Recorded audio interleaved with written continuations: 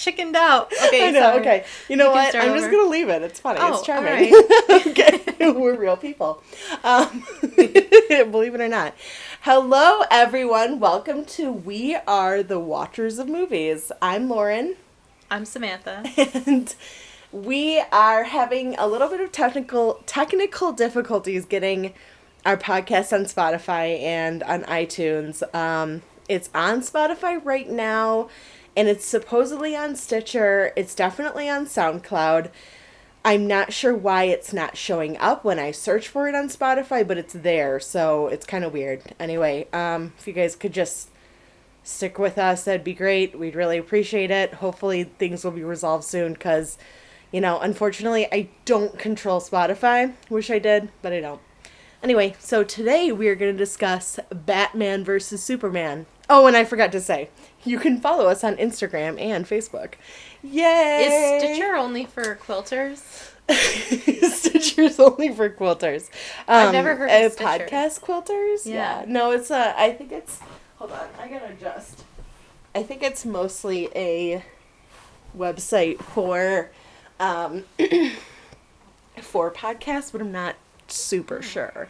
So I know that there's like the long night, the Wolverine Marvel one, that is on Stitcher. Oh. So that's a really good one. So I'm just gonna plug someone else's podcast, I guess.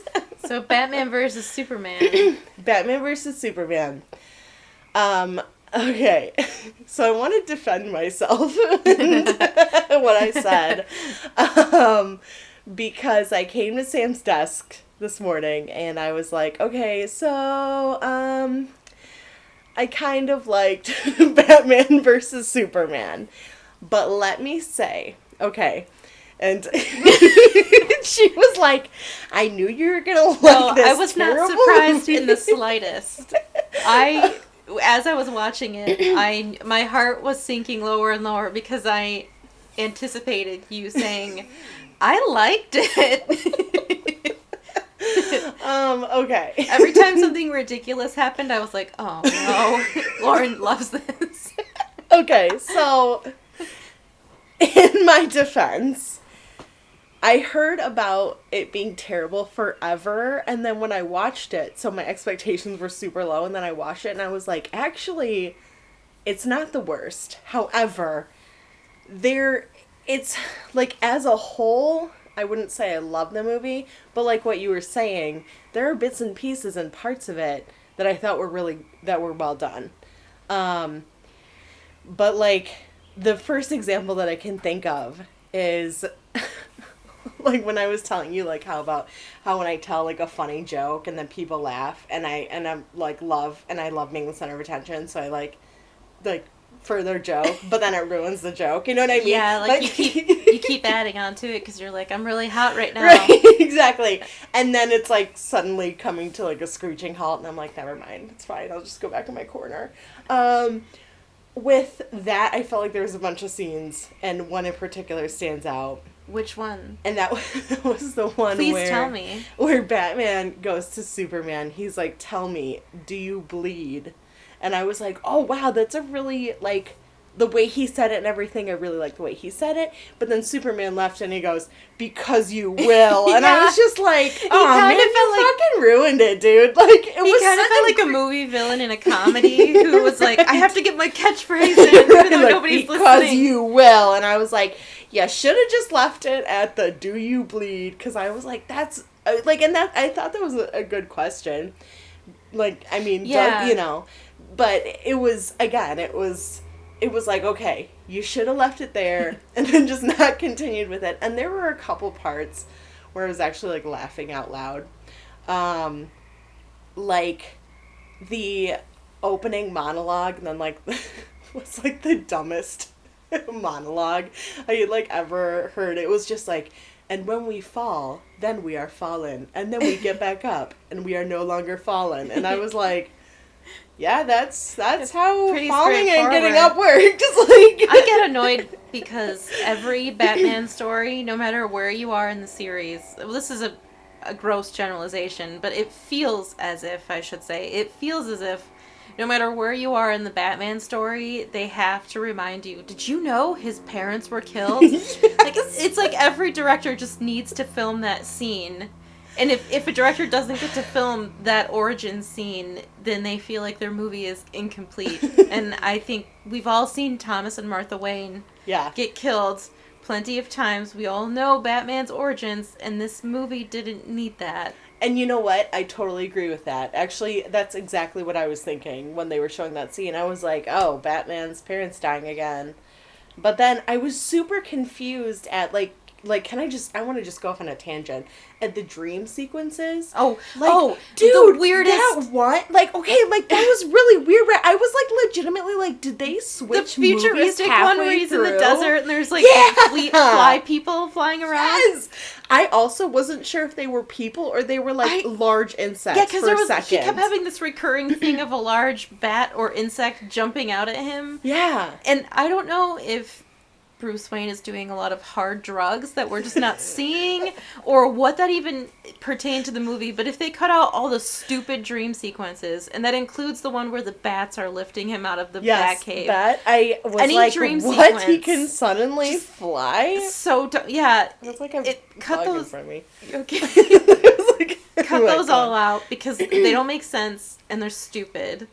And the movie would be shorter and maybe a tiny bit better without them. Yes. The one actually, the one is like a dream within a dream within a dream. Yes. He gets knocked out, wakes up, and he's still in the dream, which has never happened to anyone. Right. No, and then I know. He has the Flash comes and talks to him in the dream, and then he wakes up, and then he wakes up in real life.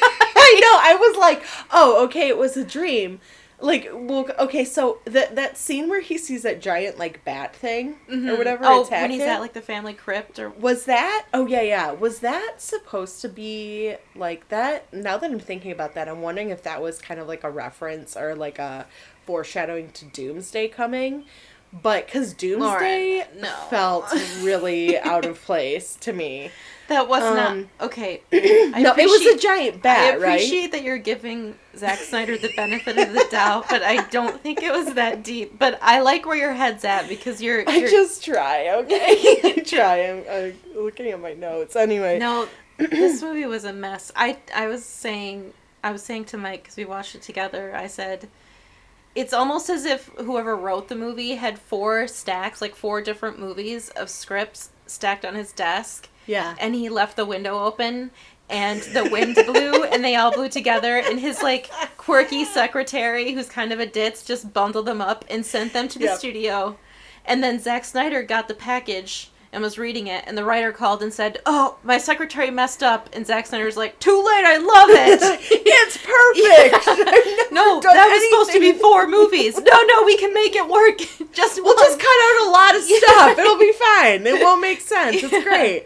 But that scene in the desert, when I was just like, is this really happening? Like, I was so confused. I know. Like, it jumps without you even... you don't even know what's going on. But it's also, like... It's also such a long sequence that, ridiculous. Like... Well, I was like, oh my god, this is such a long sequence. I've never seen a movie where the dream sequence has ever been that long. It's always been way shorter than that. And the dream within a dream within a dream. Yeah, I mean, I don't even think Inception did that. Like... And Inception is a much better movie. That was, like, their whole thing, too. Yeah. Speaking of Inception, did you know that Christopher Nolan actually produced Batman vs. Superman? I feel like I did know that, and I thought, originally maybe it'll be okay because he put his name on it, but maybe he just didn't see it, and he just signed something. He was like, oh, Batman, great, I love Batman. Maybe somebody came to him when he was at a spa with, like, cucumbers over his eyes, and he was getting a massage, and he was just like, whatever. Yeah. They're like, yeah, so-and-so, or Ben Affleck is playing Batman. He's like, who? What? I can't hear you. Who is playing him? Batman. Right, no, I know, but, like, okay, whatever. Anyway, that's fine. He would have never signed up. Actually, I did not mind Ben Affleck. I was going to say, I think that, I've said this before, but I think that 1 or 2 really popular people must have complained about Ben Affleck, and so everybody jumped on the bandwagon, but I had no problems with him. I didn't really either. I thought his Batman was really intriguing because he was old. He'd been around the block. Older. He'd been around the block. This wasn't like Batman had just started. He's been Batman for years. Yeah. So he's... They said he had been there for 20 years. Yeah. So he was like in his 50s. Yeah. Yeah, I mean, I would think so. He's perfected the art of being Batman. He's also a little grizzled and weary, and people are starting to question if he's good or bad, and I thought that by itself had potential to be a pretty good movie, and then, or like Mike mentioned this, like him and Wonder Woman could have their own movie, and that would be a really good story, and it makes sense that they would kind of pair off because they're like classy and smart and I agree, beautiful people. So but I mean, she's more beautiful than him, but I mean, you don't even, that goes without saying. Let's just talk on and on about how much we love Gal Gadot. But I thought Ben Affleck was actually, I mean, it's unfortunate that the movie was so bad, but I didn't actually, of all the problems, Ben Affleck wasn't one of them for me. And same here. And again, like Henry Cavill, like I kept laughing at the faces that he was making when he was dying. I was just like, I mean, like, I'm sorry. You're loving it. You're losing it. He was just making these like he was like taking the biggest shit he had ever taken. Yeah, his bowels were probably letting loose because he was dying. He probably never experienced pooping his pants before because he's impervious. He was dying, He was. What's happening? He's like, oh, that hurts. Are you in pain? I'm pooping. Actually, what we just did was probably better acting than Henry Cavill. Oh, Henry, I'm so sorry that you're not a great actor. Anyway, you want to be so hard, and I know, baby, I know, but it's never gonna happen. Am I being cruel? I'm being a little mean. If he's listening, he might stop listening. Oh, no. Oh, no. Whatever will we do? He was our one celebrity listener. I know, right? Except for we've been trashing him, like, since day one. Maybe that's why he listens. He'd be, like, a real, like, masochist if he was, That's a good point. Okay, so I wanted to mention, too, that, oh, God, one of the scenes that I really, really liked was when when Superman was saving that woman or the girl. What? And, okay. Okay. Keep going. You could She's like moving around the room. I'm so confused. Here, let me put the Kleenexes in between us. There we go. I meant to do that as unobtrusively as possible, and now we've like totally gotten derailed. You were like pointing at me, and I was like, "What is she doing?" I meant to say keep going. Okay. Anyway, sorry. Anyway, so he rescues that girl, and he's delivering her to that crowd the Day of the Dead parade. Yeah. And all those people are reaching for him and touching him, but then they had all that news stuff, and like Neil deGrasse Tyson was on there, which I thought was awesome. I was like, yes, I love that guy. But especially what he was talking about with how we're like having the realization that we're no longer alone on this planet. And it just, and my God, that music score, did you notice like how amazing that score was? It was fantastic. Hans Zimmer, like. I'm going to be honest, I didn't fully notice it. The only thing I noticed was that they introduced the Wonder Woman theme, which I didn't catch the first time because I saw it before Wonder Woman had come out. So I caught that this time, but the music I wasn't super. I was paying a lot of attention to it. Yeah. I was like, because I noticed that it was done by Hans Zimmer, and I was like, and I'm like, oh, I really like him, so every time, like, the music would swell, I'd be like, this is so great. I do like him as well, and, like, I think he did the Interstellar score, which is one of my favorites. Great. I think it was Hans Zimmer, But remember that song that I sent you from the Da Vinci Code? That he did that, didn't he? He did that one, That's a beautiful song. That song gave me chills. Yeah, there's, like, that swelling of music, like, I think beautiful. it's called Chevalier de Sangreal or whatever. But anyway, it means something of royal blood. I don't know what Chevalier means, but I know that Chevrolet means it's a Chevrolet. car brand. Chevalier. I don't know Chevalier? Chevalier. Is it Chevalier? I don't know. I'd have don't to see it speak written. French. Chevrolet. That's not important anyway. No, but I thought that was really cool. I liked. There's a deeper theme in the movie that never got its due, and it was like both Batman and Superman were working for the greater good, but people around them thought that they were villains. Yeah. And so that's a really good theme. It just, the movie was so chock full. It was just so full of stuff that they never fully got to explore it. And that's unfortunate because I think that's kind of creative. Like, the line between superhero and above the law, where's that line? Yeah. So. No, and I totally agree. Actually, I wrote down, because I looked at Rotten Tomatoes, and actually the audience score was like 68%. Oh, wow. Yeah, and the critic score was like 32 or something. So it wasn't great. But, I mean, the audience score was more than I had anticipated. But one of the things that this critic said, which is Matthew Rosa of Salon.com, he said, Batman vs. Superman may lack the social commentary of the Dark Knight trilogy or bold iconoclasm or V for Vendetta, but it does have an ideology, namely its distrust of power. Oh, okay. And I was like, oh, yeah. And I mean, and I think that's like, you know, I know you were like laughing at me for saying that I liked the movie, but there were, again, it's like little bits and pieces that I pick up on and then I cling to those because I want them to be like in a deeper theme, but there's...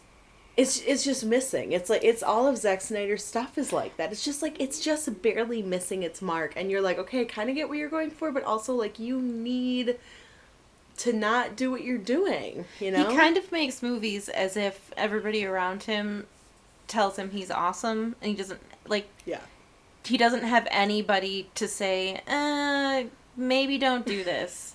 And that's unfortunate because I think that the movie had potential in some ways, and in other ways, it just needed to be... like, somebody just needed to say, make this into more than one movie, trim the fat, flesh out these stories on their own, and maybe you'll have something. Maybe. Right. You know, so... I mean, and with, like, Batman and everything, I thought that there was a part to him that...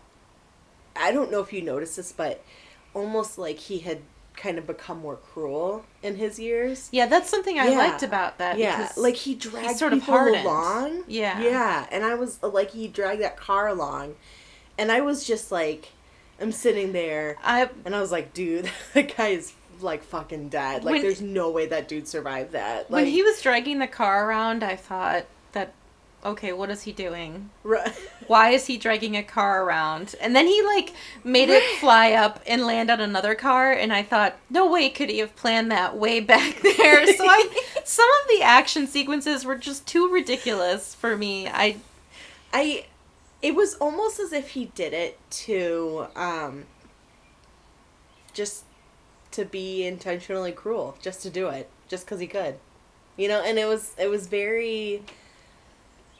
it seemed very out of character, and he like killed a bunch of people too. And isn't that like kind of his MO, is that he doesn't kill people? I think that's some of it. He doesn't use... I don't think he uses guns really in other iterations of Batman, because his whole thing was like the villains usually went to Arkham Asylum. It's not that he like dispatched them from the face of the earth. They got like locked away, and so.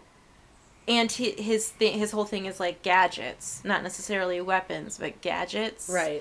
In a sense. And so, I thought this movie was trying to have it both ways a lot, because they kind of... so stupid that Metropolis and Gotham are across a bay from each other. Major cities. And not only... I thought that was weird, too. Like, it seems like they should have been the same city. It's so dumb.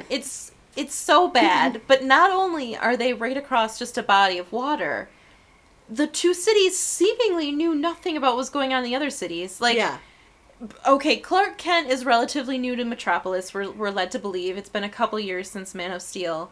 He's never heard of Batman. Like, I think it was 18 months or something. He was like, I'm stupid Clark Kent, and I don't know who Batman is. Maybe I should do a story about him. And thank God Lawrence Fishburne was like, nobody cares. Because everybody knows who Batman is, Clark. And then... oh, yeah. And then they were at Clark that party, Kent, he goes, who's that guy? And they were like, it's yeah. a brute. Like, the you guy know was Bruce looking at Wayne, him like, are you fucking he's probably insane? the most wealthy man in either city, I would imagine. He has a building, Wayne Financial, in Metropolis. And oh, see, I didn't even know he did that. What? That's why he was in Metropolis at the beginning. Oh. I'm starting to wonder.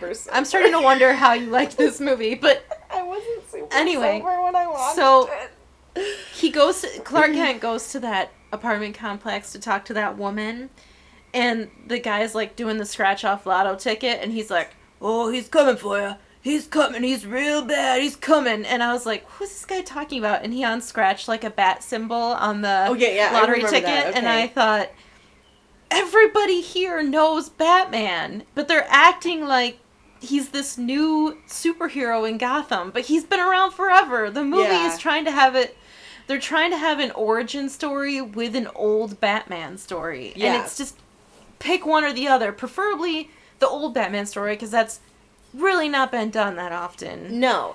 And you know what? Speaking of the old Batman story, if they did that, or actually, just in general, the whole scene where his parents were killed was super unnecessary. Right. Because there's no, like, I mean, even that, like, dream sequence, it was like, yeah, we get it. He's There'd be no movie where the dream sequence is necessary. I know what you're saying. Like, I don't get, so speaking of the beginning scene where, Batman, okay, wait, let me go back a little bit.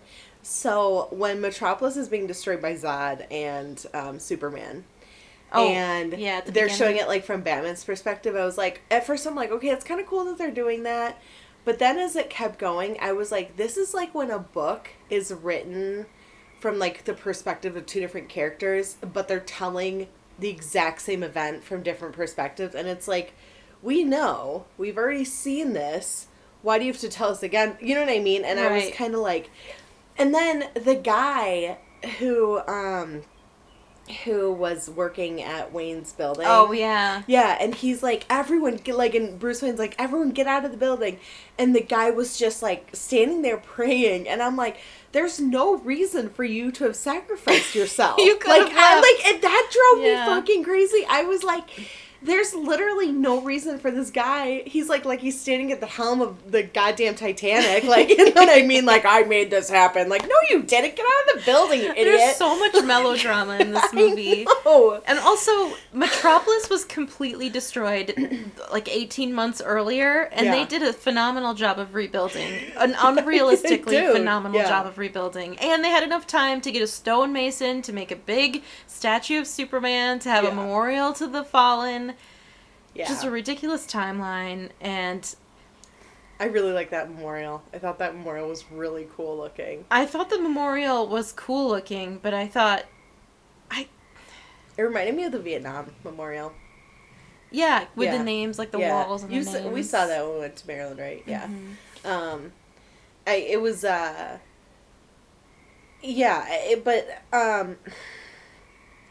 What I did like, though, is that you saw that one dude that had his legs cut off, his legs severed. Yeah.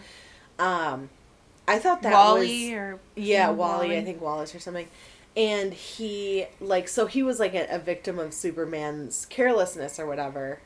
And I was like, okay, I like that. I like that they're showing that there are real people who had really bad things happen to them that are affected by someone who's just carelessly, like, throwing someone else through a building. Right. You know? And I thought that was really interesting, and it was pretty evident that he had, like, lost everything and, like, you know, lost his job, his wife and daughter, whatever. But I also kind of like the graffiti that he did when he wrote, like, false God on him. I thought that was cool. Yeah. I thought his storyline was really good until I got confused in the middle, because it suddenly seemed like Bruce Wayne was handed all these checks that he supposedly returned, like, from the victim fund, and he was like, how could you, Bruce? I blame you. And I thought, none of this makes sense. No, it Bruce didn't. Wayne saved his life, but then there's a tiny, tiny moment where Lex Luthor is on the helipad, and he admits to forging those, I guess. I mean, he doesn't really come out and say it. He says, just a few notes sent to Bruce Wayne. You let your family die. You know, just a tiny thing. Right. And so I'm supposed to infer that, oh, those were forgeries. Right. Because otherwise the storyline took a turn and I thought, what is going on? So they sort of cleared up, but there's a lot of parts in the movie that you just kind of have to assume. Yeah. Little storylines that I just... And you shouldn't have to. You shouldn't have to. It should be shown, basically. Yeah, no, I mean, I don't know. I just keep thinking about that scene with his parents dying. First of all, I was like, oh my god, it's Jeffrey Dean Morgan. Yeah. You know, and then I recognize the actress, but I can't place her. But I'm just like, what the hell? But the thing that I did think was kind of cool about that was the pearls. Oh my gosh, that's the most contrived I know. nonsense.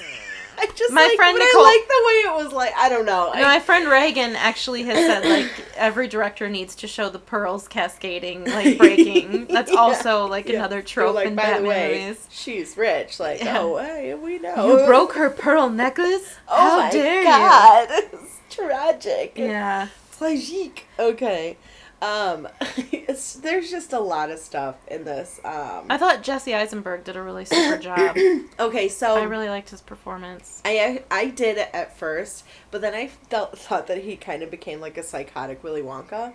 He sort of noticed that a little he had bit? Joker tendencies, especially I like on the that too. helipad. I thought he was sort of embodying Lex Luthor and the Joker. Me too. But I still liked his performance. I did too until the end, and then I thought, like, as he became, like, psychotic Willy Wonka or psychotic Joker, I was kind of like, yeah, I don't know. It's just, like, I don't know, man. I'm, like, looking, a lot of the stuff we actually talked about already. I thought, there's something that has continuously bugged me from Man of Steel, and now is that I'm really not a fan of Lois Lane. And this movie, there was an unflattering parallel that I don't think that they meant to do, but for me it stuck out like a sore thumb. So Wonder Woman is this beautiful, classy, feminine, yet super strong, tough woman. She plays it cool, she's stealthy, but she takes care of business, and her character is awesome. She's a well-rounded female. Yeah. She's realistically feminine, but also super tough. And I feel like there's a problem in a lot of Hollywood movies where tough women are either portrayed as catty or they're compared to men. And Lois Lane was compared to a man by the guy in the bathroom. He was like, he basically said, "Oh, if you had any more balls, you'd go to the bathroom in here," or something like that, implying that she'd be so. I feel like, how could they get it so wrong in the same movie? Because Lois Lane was like this tough, annoying, like she'd stick her nose in where it didn't belong, and she was just brash, and I didn't care for her attitude at all. I didn't care for her character. She was like tenacious, but not in an admirable way. And she's just always like, she's just tough as nails. I feel like she doesn't feel anything. If she saw a picture of a puppy, she'd like rip it up. I just don't like her because I feel like she's a robot, and that's how Hollywood treats a lot of strong women, I think. No, I agree with you. And it's unflattering because you have Wonder Woman, who I thought is such a good character, and Lois Lane in the same movie, and they couldn't be more different, and it couldn't be more bad. No, Lois Lane couldn't be more bad, and every time scenes with her would come up, I would just get annoyed because I just wish they weren't in the movie. I don't care for her character at all. And I like Amy Adams. I'm an Amy Adams fan. I do too. I love her. But I think it's just a bad character. I agree. And you're right, that bathtub scene. Oh, I hate that bathtub scene. Weird. Like, she's like, Clark Kent, what are you doing? And then, like, all that water gets to his place, and I was just like, oh my god. Like, I also think sexy. Like, you don't see their relationship building up in any way, shape, or form. No, because she's always, like, angry and serious. Right. She's never a real person. Well, and she's always chasing a lead. Well, that's a great point. Oh, you're right. She's really not. They don't have her be very empathetic. Like, she's not necessarily like there's nothing about her that makes you go, "Oh my god, I love Lois Lane so much." And that for me, it's like it's a big deal. If I'm watching a movie, where there's a bunch of characters and it's just. And actually, I was reading this on Rotten Tomatoes that someone said that none of the characters are developed well enough to make you really empathize with them or care about them.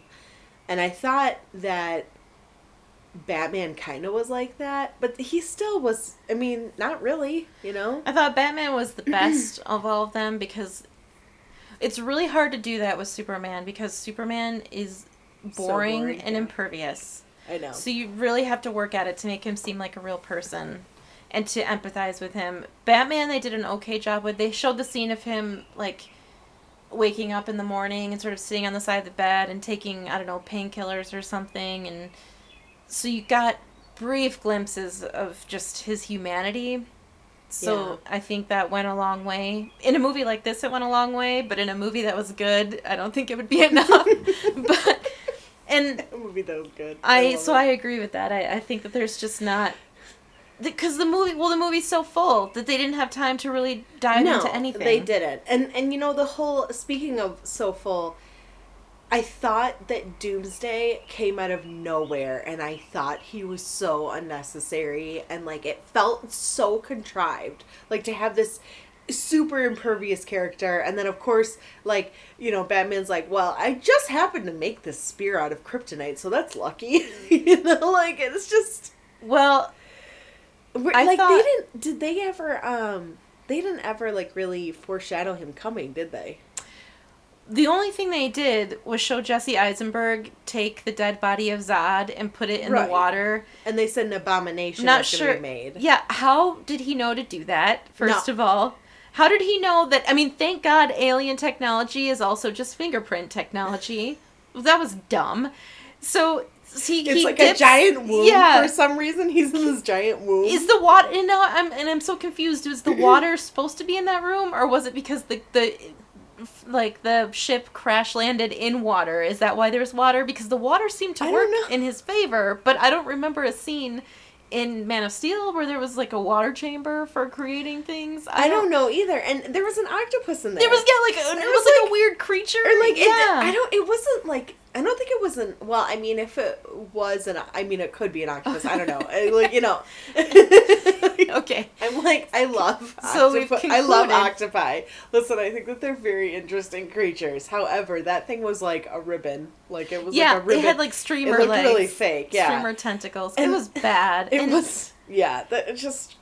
No, and there's no, like, is there a birthing room in this? That's what it kind of seemed like. Dumb. It was so dumb. If I put General Zod's body in this, it will create a monster. And then the voiceover was just like, an abomination. We cannot do that because the council said not to. And Lex was just like, where's the council? And the computer's like, my bad. And that's all? Then it just made the creature? All you had to do was remind the computer that the council was gone because the planet was destroyed? Sure, yeah, I'll make this abomination. Like, not a problem. But it's just, man, the dialogue was so clunky, like, at some points. Like, okay, and I thought this part was really weird, but kind of funny at the same time, and unintentionally funny. But when Bruce rescues Martha, and he's like, I'm your friend's... I'm your son's friend. I'm your son's friend. I'm your friend's figure. I'm your friend's son would make more sense, weirdly. She's like, who? Martha? Is every woman named Martha? Every woman in the world is named Martha. Anyway, I'm sorry, you were saying. She was super flippant. She was like, I figured. And I was like, okay, you just went through a very traumatic event that is going to take you years of therapy to get over. Like, if you ever get over it, you're probably always going to be looking over your shoulder. Like, you're never going to walk down an alley at night. There's no way. Like, it's like, and she's just like, oh, I figured. And I was like, that was fast. She just got over this super traumatic event, like, super fast. And she's all like... He's like, I'm your son's friend. Like, what the shit was that? And let's talk about their sudden friendship. So they're like besties. He's about to kill him, and Superman's like, "You're letting him kill Martha," which is the weirdest thing to say. Martha. If your mom is getting killed, why would you say her first name? You'd say, "They're gonna kill my mom," like, because you want the point to get driven home so fast and so clearly that you say they're going to kill my mom, but he said Martha. Like, did he call his mom by her first name? Is he one of those kids? Martha. Like, Clark, you're 5 years old, sweetie. You can call me Mom. Okay, it's too weird. I'm just gonna keep calling you Martha. Someday this will come in handy. You'll be happy I did.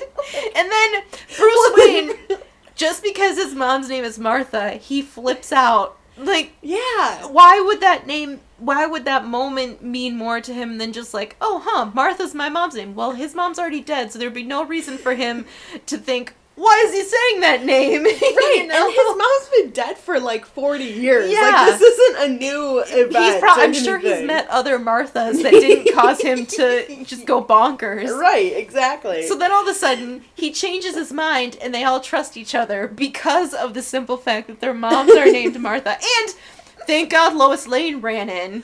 Oh my God, so convenient. Like I was like, where'd she come from? Yeah. Where'd she come from? She's like, I'm here. It's fine, darling. It's fine, honey. Clark, just lay down. It's okay. All right, I got this, sweetie. It's his mom's name. And Batman's like, oh, cool.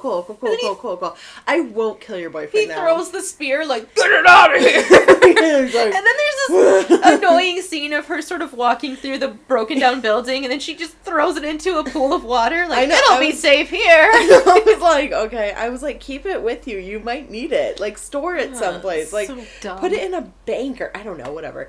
Anyway, but okay, so that scene, actually, that death scene, if he hadn't said save Martha, I thought would have been a phenomenal death scene. A really good one. Yeah. But then he starts like, save Martha, and he looks like he's, taking a giant shit. Like, Save Martha! Save Martha! Anyway. Oh, I just, and I am a sucker for a good death scene. I really am. And that would have been a great death scene. Yeah, but I don't know. I thought that the whole Batman versus Superman fight was in it for fanboys. Oh, yeah. Oh, and that was weird. Let's talk about that, too. Like, because Lex Luthor's trying to get them to pit against one another. Is there, like, a reason why? Well, actually, you touch on an interesting point, because I didn't understand much of any of their motivations. Yeah, I didn't either. It seemed like Superman was only trying to make Batman look bad to get the heat off of Superman. Right.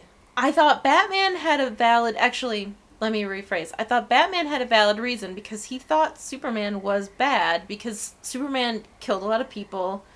So Batman's reasons were slightly more valid. And Lex Luthor's, I have no idea why he cared. Weird. Except Batman tried to steal the kryptonite in the transport. Right, but other than that, I'm not sure any of the motivations beyond that. Right. Like, and if it I can't talk. If it was done in a way where, the entire movie was Lex Luthor obsessing over these two fighting over each other, that would be one thing. Right. But like, just to do it, like, it's just the movie. He's like, is you're like, gonna save your mom, so go kill Batman. Bye. Yeah, it's a marriage of convenience. They all conveniently were in the same place at the same time, and they were all trying to be against each other in the same place at the same time, which doesn't make sense. It's just, and the more I talk about this, the more I don't really like that movie. You're like, haha, you're coming over to the dark side.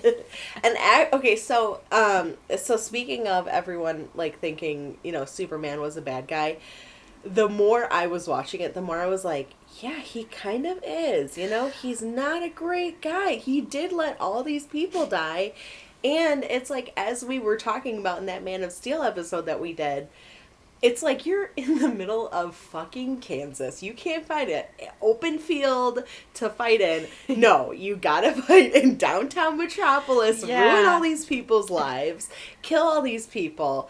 And so, honestly, the way that people were, were attacking him and everything and saying that he needed to, like, pay for his sins, I was kind of like, maybe he does, you know? I started thinking as the movie was going on, if I'm Superman, why not just put the suit in the back of the closet and forget about being a superhero for a while? Why did he feel like he needed to just keep... I mean, okay, I guess helping people was his motivation for that, but at the same time, if all this heat is on you, it's okay to just lay low for a while. Yeah, seriously. And no one's gonna know because everyone... Yeah, no one knows who you are, even though you died at the exact same time. And also, let's talk about how somebody in Metropolis had to be turned on to the fact that the casket was empty. Nobody questioned that. There were two caskets. There were some things that people said, or no, I think it was Batman that said that they're burying empty caskets across the... He said someone said, ugh, I can't talk today. Someone said something like that where they're burying empty caskets, and he said it like across the field or across the west or so. It was something like that. But I thought he might have been in the one in Kansas because the dirt was going upwards at the end, so I assumed that one had his body in it, but the one in Metropolis was empty, but I don't know for a fact. I think he was in the one in the in the wooden casket. That's what I think. So what was the explanation given to everybody in Metropolis? This casket's empty. I mean, somebody had to have known that the casket was empty. Yeah, well, somewhere down the line, somebody had to close the lid. That's true. And also, did you notice how they gave him such a... it was like a military-style funeral, but everyone hated this guy. Well, I guess they all turned around when he saved them from Doomsday. It's it's like when Prince died, everybody who I thought didn't care anything about Prince suddenly posted on Facebook about loving Prince's music. It's the same thing. You mean how they do that with every celebrity? Yeah. They're like, oh, I love that guy. Like when Bill Cosby dies, people will probably be like, oh, he was such a good man. He was such a great man. Yeah. All those women that he raped just... So I just think there's that's happens, I guess. But I don't know. I didn't really care for the dual funeral because it's silly, but I need to go back in time and see how they explained the empty casket. Yeah. I mean, were they, putting bricks in there? But somebody had to put bricks... Who put bricks in? Maybe Bruce Wayne took care of it? You know what? All they had to do is take out all those dream sequences and fill the movie with a little bit more substance. And it would have been a better film. Let's see. What else? Okay, hold on. Let me... Oh, yeah. So when they first introduced Doomsday, I was like, what the hell? Is that an orc? Yeah, it did look like an orc. I was he starts coming out of what I'm assuming is a placenta or something. Disgusting. He did, like an urukai. Yeah. He was I'm assuming that's an orc. I don't know enough. It's the one... I'm too pretty to watch or to know anything about Lord of the Rings, so... What? He did get... Why are you looking at that? You've never seen Lord of the Rings? I own all three of them. I've seen all of them. I've seen all of them. I've seen The Hobbit. I've seen all of them. I thought so. Awkward silence. No. He was. I was quoting Gina from Brooklyn Nine-Nine, but it's fine. Whatever. She's my fave. And so, yeah, he looked like an orc. And I don't know. God, that whole Doomsday thing irritated the shit out of me because it felt so out of place. And it was you're right. How would, I almost said Zac Efron.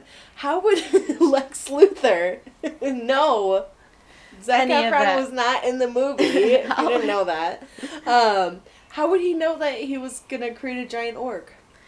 I don't know. I don't know any... I'm confused about the whole thing. There's nothing about Doomsday that is... Oh, God, so disappointing. I really liked... There was an aspect of that I really enjoyed, how there was an electrical disturbance happening, and you saw Wonder Woman, Diana Prince, sort of... She knew... Our queen. She knew that things were happening, but she was kind of she wasn't really concerning herself with it, and I liked that. Like, she seems... Did your stomach just growl really loud? Yeah. Okay, sorry. Am I being Why mean is right it now? so I'm sorry. funny? I don't know. I just heard it and it was so loud. Am I being mean right now? No. I'm sorry. Now I feel bad. No, you're not being mean. Okay. I felt mean about the Lord of the Rings thing. Oh, why? I don't know. I just Don't feel mean. feel mean sometimes. Yeah. It just growled again. Do you want me to, Do you want a spell it out? sandwich? Do you want a sandwich? No, I had some party pizza before I came. Party pizza? What is Yeah. party pizza? It's a party pizza. It's like a frozen pizza that you Oh. put in the oven, and then you eat it. Oh, I didn't eat the whole thing, though. Oh, nice. What kind was it? It was pepperoni. No. Yeah, but it wasn't, like, they have two kinds. They have pepperoni with, like, round pepperonis, classic pepperoni, Mm-hmm. and then they have one with little square pieces, Yeah. and that's the one that I like, because Nice. I don't like to be overwhelmed with big pieces of pepperonis on my party pizza. You're funny. Oh, man. Anyway, what were we talking about? I like that she didn't concern herself with it at first because she's not so obsessed with being a superhero that she has to intervene. Yeah. I like that 'cause she's so classy. Well, But then when she saw that it was becoming an issue, yeah. she was like, She's the it's best. time to go. She's so cool. She's awesome. She's so cool. She's just like... When she's like, I fought beings from other worlds before, I was like, yeah, that's right. I know, Batman and she's so Superman. awesome. She I knows know. what's going She's on. like, whatever, I've done it before. It's not a big deal. And she's like, If she'd been in the movie way more. 15% more, I might have changed my mind about the whole God, thing. I Because she know. was so good. She was my favorite part. Even the first time I ever saw Man. it, I was like, Wonder Woman is the coolest! I know, I remember you telling me that. Yeah. You know, they barely did. Yeah, I keep thinking that they had Man of Steel and they had this great, chance to make what? To make him into a well-developed character. And then they didn't even do any in Batman versus Superman, like at all. Did you notice that he was like, there's no character development. Oh, well, that's He's because just a he's cardboard boring. cutout. He's boring. He's a boring character, and he needs to retire. He does. And just, he needs to they need to stop making Superman movies. I agree. I don't, at this point in history, I don't foresee them making a Superman movie that will change my mind about Superman. I agree with you. Yeah. There is, actually, in the 40s or 50s, there was this guy who, this is kind of off topic, but he infiltrated the KKK, and he got all this information, and they made a radio, like a couple episodes about Superman, like tearing down the KKK, and they had all these secrets and everything about the KKK. And it was one of those things where it was like all these people were seeing how ridiculous that this group was, that people weren't joining anymore. Really? Yeah, and it halted their progress, like their racist. Really? Yeah, That's yeah. really interesting. Yeah. It's like using fantasy to portray, to like sway people's in reality. Exactly. Yeah, and That's that's cool. like and right, and it's just, I don't know. I mean, obviously these movies are just made. A lot of these movies are made for money, and that's fine. A lot I get of the it. movies are made for like money. most of them. I'd say Like, they're I'm all sorry, made for money. Yeah. But you can still put heart into a movie that's made for money, Oh, of you course. can still put character development. You can still not have Zack Snyder direct movies because he's obviously not great. I think there's every director has sort of a mark, and every director has a style that some people like and some people dislike. But I feel as if Zack Snyder's style level is so far above his substance level, Yeah. and I'm not sure why he's still like getting handed these big budget movies. He's very good at making things like aesthetically pleasing. And I did, and again, there were a couple lines here or there where I was like, I was like, okay, that was pretty good. Like, I really like that "Do you bleed?" But then when he was like, "'Cause you will," I was like, okay. I mean, there was a couple parts where I was straight up started laughing, because I was like, this is so stupid and ridiculous. And it's just, and I think what I do is I cling to the little things, like the little profound moments. And I really like that, Dia de los Muertos scene, with Neil deGrasse Tyson and everything. And I thought that was really cool, but it was like, that was really, like, kind of like the only part in the movie that really stood out to me in a significant way, other than Martha burying her son, because that was like, that, I felt a lot of empathy towards her, and my heart really went out to Martha, because I was like, she just went through this traumatic event, and now she just lost her son, and she's all alone, and it was like, her husband's gone, but it's just, it's like, it's like what you said, like, there's a lot of like aesthetic value and stuff like that, but he just doesn't have the substance to it. He doesn't have, he has the hollow shell, but he doesn't have what's the pearl that goes inside the oyster. You know what I mean? Yeah. Mm-hmm. I actually did have a quote from let me pull this up. It's from Alex Abad Santos of Vox, who denounced it as a stupidly beautiful hollow movie. And I was wow. like, yeah, that accurately describes it, and I thought that was great. It's just too much going on. They couldn't get into any of the meat. No, and I know. And I mean, they could have completely done away with the Doomsday thing. It would have had, I think, no difference, really, other than Superman dying. But you could have had Batman kill him. I mean, guess... I don't know, but I'm not a comic book fan. Does that happen in the you know what I mean? Like, does it happen in the comics? I think there is a comic book series of Batman fighting Superman. I'm not sure. But I think Batman breaks Superman's back or something, or vice versa. But... Well, I know Bane, not Bale. I know Bane I know Bane breaks Bruce's back. But, I mean, like, there's, like, a different universe. I know. Where they're, like, fighting each other.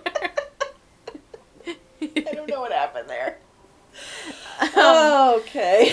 So, anyway. I am so tired. I think that this day has been crazy. I think that the movie was sort of doomed to begin with because they had to have 2 climactic fight sequences because the whole movie was building up to Batman and Superman being at odds.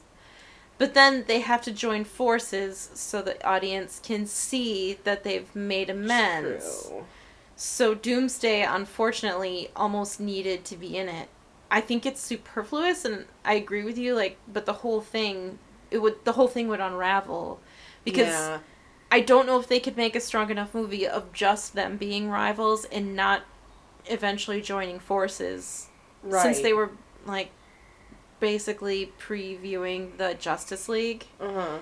So unfortunately, I agree with you. I thought the Doomsday thing was dumb because we saw him being created like 3 minutes before he showed up on screen. Yeah. So if they would have maybe showed Lex Luthor creating him an hour before that. Right. And maybe shown progress throughout that time. Maybe it wouldn't be quite so sudden. Like, oh, here's a villain that we now have to worry about. So it's bad planning and bad writing. I know. It is. It just bums me out. It's like I almost expected Michael Shannon to come back to life too. I did too for a second. I was like, it had been a while since I'd seen it, so I thought, oh my gosh, does he come back to life?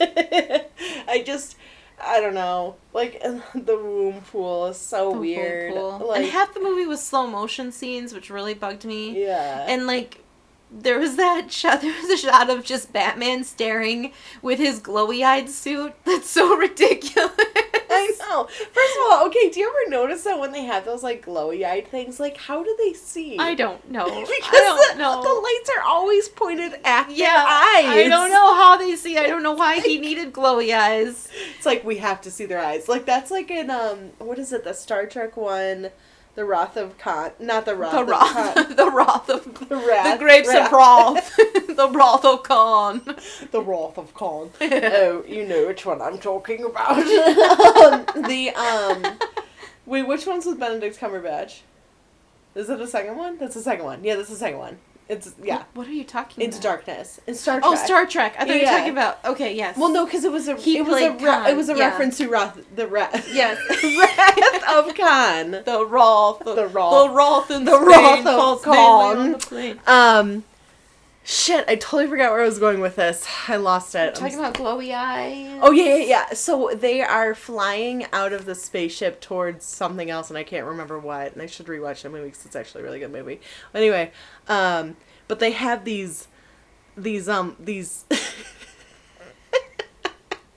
I can't face it. They have these, like, helmets with these, like, lights around. Stop, you're killing me.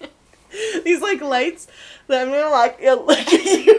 There's, like, screens around their faces, and they have the lights pointed at their eyes.